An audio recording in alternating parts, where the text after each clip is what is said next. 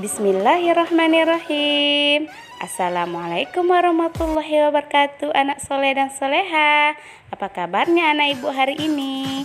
Nah, anak ibu, hari ini kita belajar tema 3, subtema 1. Muatan pelajarannya adalah PPKN tentang musyawarah. Nah, apakah anak ibu ada yang tahu apa itu yang dikatakan dengan musyawarah?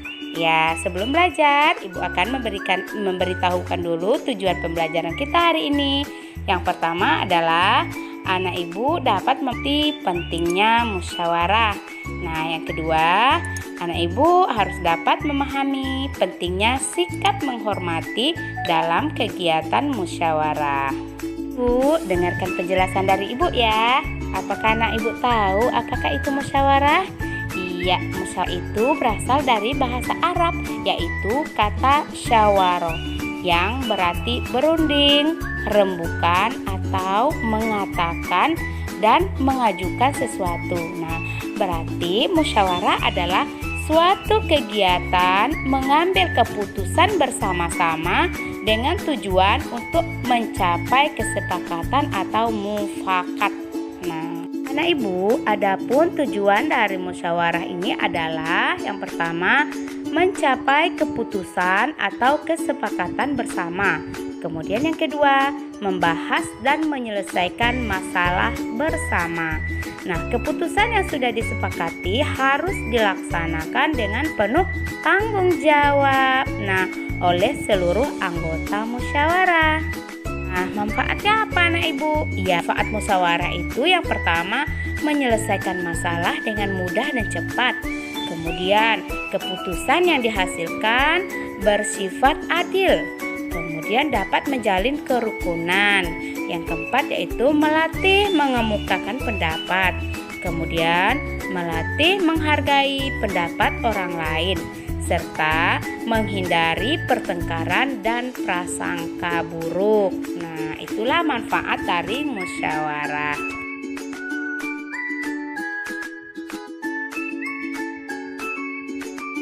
Apakah anak ibu ada yang tahu kapan seharusnya kita bermusyawarah?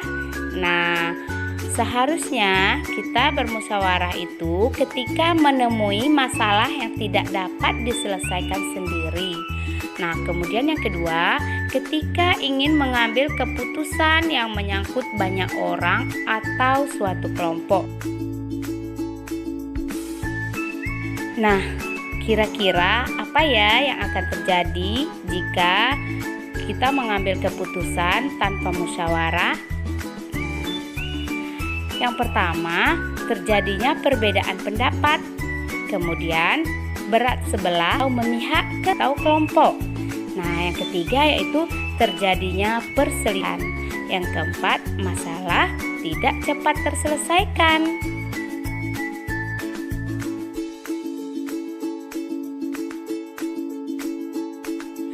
Anak ibu, dalam kegiatan musyawarah itu setiap orang diperbolehkan memberikan pendapat karena pendapat kita akan membantu memberikan masukan dalam musyawarah. Dalam musyawarah ada sikap yang diperhatikan, yaitu ketika berpendapat berbicara dengan bahasa yang santun dan sopan, kemudian menghargai pendapat orang lain, yang ketiga mampu mengendalikan emosi, dan keempat mematuhi peraturan musyawarah serta menerima hasil musyawarah. Selanjutnya, ketika kita ingin berpendapat, kita harus menghormati pendapat orang lain. Caranya yaitu tidak mencela atau memotong pembicaraan peserta lain. Kemudian, menghargai pendapat walaupun berbeda. Yang ketiga yaitu tidak memaksakan pendapat kita kepada peserta lainnya.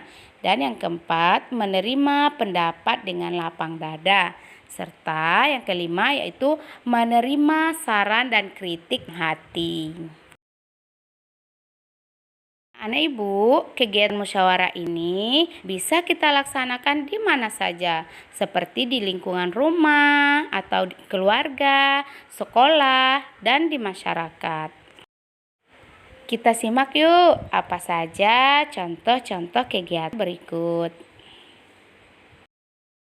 Nah, di sini ada contoh kegiatan musyawarah di lingkungan keluarga. Nah, yaitu pembagian tugas membersihkan rumah, kemudian menentukan waktu dan tujuan berlibur. Nah, selanjutnya menentukan sekolah ke jenjang lebih tinggi.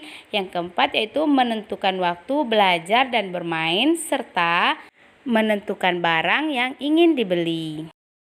Selanjutnya adalah musyawarah di lingkungan sekolah.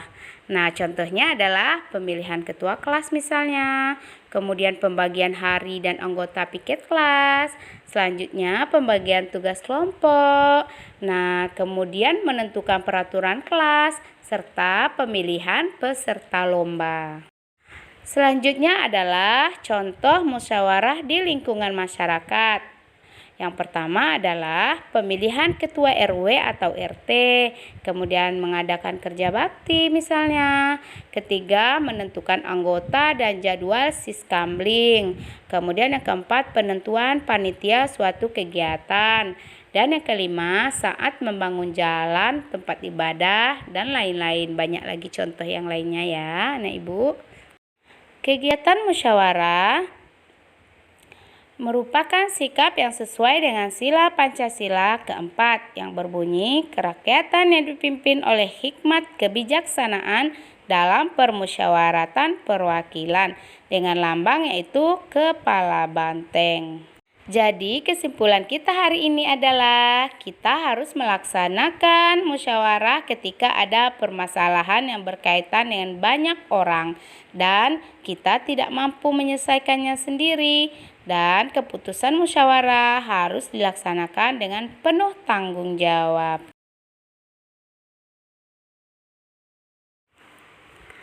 Oke anak ibu, sampai di sini dulu pembelajaran kita hari ini. Jangan lupa baca hamdalah, alhamdulillahirabbil alamin.